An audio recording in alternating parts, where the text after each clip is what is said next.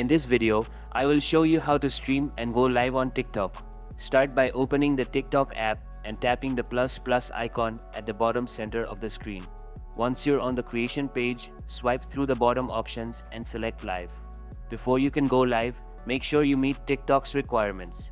You need to be at least 18 years old and have at least 1,000 followers.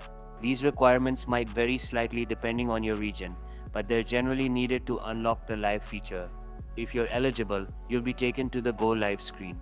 Here, you can add a title to your stream and choose a streaming mode like voice chat, device camera, or mobile gaming. When you're all set, tap the Go Live button. After a short countdown, your stream will start and people can begin joining in. When you're done, tap the power icon at the top right and confirm to end your stream.